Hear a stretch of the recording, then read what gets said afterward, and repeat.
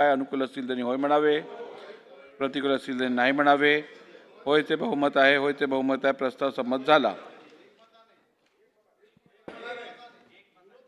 माननीय अध्यक्ष महोदय, विधानसभा विधेयक क्रमांक 30 भारतीय न्याय संहिता महाराष्ट्र सुधारणा विधेयक 2026 विचारात घेण्यात यावे असा आपल्या अनुमतीने मी प्रस्ताव मांडतो. सन 2026 चे विधानसभा विधेयक क्रमांक 30 भारतीय न्याय संहिता महाराष्ट्र सुधारणा विधेयक 2026 मांडण्यात आले. कन्सिडरेशन घ्या. जरा 2-3. सन्माननीय अध्यक्ष महोदय, माननीय या सभागृहाचे नेते मुख्यमंत्री महोदय यांनी शक्ती कायदा जो पूर्वी सभागृहामध्ये मंजूर झाला होता आणि तो मंजुरीकरता राष्ट्रपती महोदयांच्याकडे गेला होता, त्याच्यामध्ये नवीन जी केंद्र सरकारनं आता सुधारणा केलेली आहे त्याच्यामधली कोणकोणती कलमं आली आहेत आणि ती कलमं पुन्हा या कायद्यामध्ये येणं अपेक्षित आहे नाही, किंवा ज्याच्यामध्ये काही 2 अधिकची कलमं ॲड करावी की जे स्टेट कलमं आहेत म्हणून आली. मला या निमित्तानं मुख्यमंत्री महोदय कृपया महाराष्ट्रामध्ये माझ्याबद्दल कोणी गैरसमज करून घेऊ नये, पण तरीसुद्धा मी माझ्या भावना या ठिकाणी मांडतो. महिलांचं संरक्षण झालं पाहिजे, त्यांचं सेक्शुअल हॅरेसमेंट होता कामा नये, त्यांना सर्वार्थानं संरक्षण मिळालं पाहिजे, त्यांचं हक्काचं रक्षण झालं पाहिजे, त्यांच्या सगळ्याचं कायद्याचं रक्षण किंवा एकंदरीत त्यांच्याबद्दलचा जो काही पिढ्यानपिढ्या पुरुषप्रधान संस्कृतीनं जो काही महिलांच्यावर अन्याय केला, अत्याचार केला, त्यातून या महिलांची सुटका झाली पाहिजे असे वेगवेगळे कायदे अनेक वेळा करण्यात आले. आपल्या देशामध्ये, आपल्या राज्यामध्ये अनेक समाज सुधारक आहेत. आपण जरी पुरुषप्रधान संस्कृती म्हणालो तरी या महिलांच्या हक्कांकरता लढा सगळ्यात जास्त देणारे पुरुषच समाज सुधारक आहेत, हे मुख्यमंत्री महोदय आपल्याला मान्य करावं लागेल. महिला देखील आहेत. माझी विनंती आहे की ज्या पद्धतीनं महिलांच्या हक्काचं रक्षण आपण करतोय, त्यांच्या इज्जतीचं, इभ्रतीचं आपण जसं रक्षण करतोय, त्यांच्या चारित्र्याचं जसं आपण रक्षण करतोय, अशाच पद्धतीनं समाजामध्ये काही रिपोर्ट्स आहेत की पुरुषांच्यावर सुद्धा अनेक प्रकारचे मुख्यमंत्री महोदय अन्याय होत आहेत, अत्याचार होत आहेत.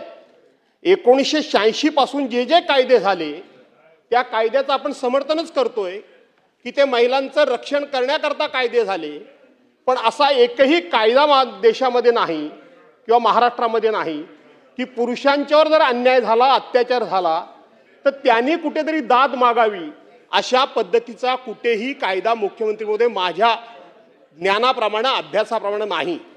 मध्यंतरी संभाजीनगरमध्ये एक महिलांची परिषद झाली अध्यक्ष महोदय, महिलांची परिषद झाली आणि त्या महिलांच्या परिषदेमध्ये एका महिला व्याख्यातेने पुरुषांच्यावर कशा प्रकारचे अत्याचार आणि अन्याय होत आहेत, परंतु पुरुषांना कुठेही दाद मागण्याची जागा नाही, कायद्यामध्ये तरतूद नाही आणि म्हणून पुरुषांना सुद्धा दाद मागण्याची कायद्यामध्ये तरतूद व्हावी असं महिला परिषदेमध्ये त्या ठिकाणी मुख्यमंत्री महोदय मागणी झाली. त्यांनी जी आकडेवारी दिली, आज हा कायदा आपण इथं आणणार होता सभागृहात, मला माहीत नाही ना तर मी ती आकडेवारी आणली असती. त्यांनी जी आकडेवारी दिली ती आकडेवारी इतकी भयानक आहे आणि विशेष करून सवर्ण वर्गातले पुरुष हे सगळ्यात जास्त आत्महत्या करतात अशा पद्धतीने त्यांनी आकडेवारी दिली. आणि म्हणून अध्यक्ष महोदय, माझी आपल्याला विनंती आहे की आजही आपण आता अशोक खरात प्रकरण अख्ख्या महाराष्ट्रामध्ये गाजतंय, आपण बघतो.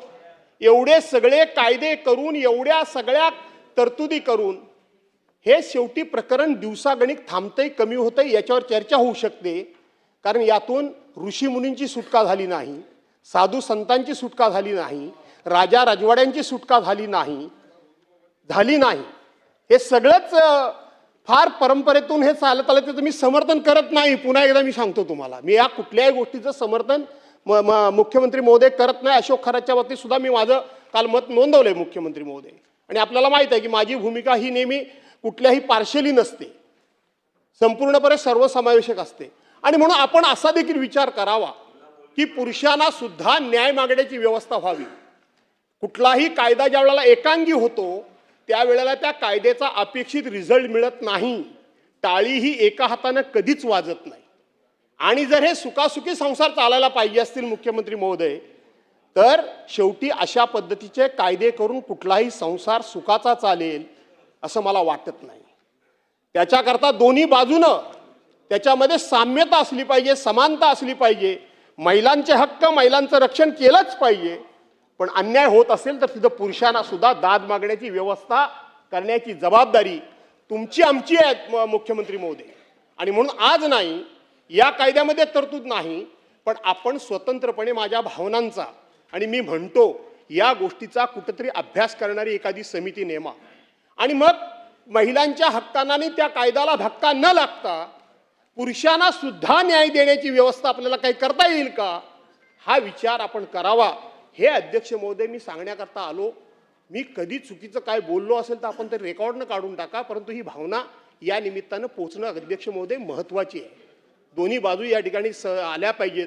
कायदा हा सर्वसमावेशक असला पाहिजे, कायदा हा सर्वांना न्याय देणारा असला पाहिजे. तर एका घटकाला न्याय दिला तर दुसऱ्या घटकाला माझ्यावर अन्याय झाला म्हणून तो अधिक पेटून उठतो, तो अधिक चिडून उठतो, तो अधिक रागावतो आणि मग नाहीतरी मरायचंच आहे ना, आपल्याला माहिती आहे नाहीतरी होणारच आहे ना, मग आता आणखीन काहीतरी करावं, ही भावना त्या ठिकाणी वाढीस लागते. म्हणून पुरुषांना सुद्धा न्याय देणारी व्यवस्था कायद्यानं आपल्याला करता येईल का याचा आपण या निमित्तानं अभ्यास करावा. आणि आपण ह्या ज्या अमेंडमेंट आणलेल्या आहेत याला आमच्या वतीनं पूर्ण पाठिंबा आहे, एवढंच जाहीर करतो आणि या ठिकाणी थांबतो. महोदय, या शक्ती कायद्याला सगळ्यांनीच पूर्वीपासून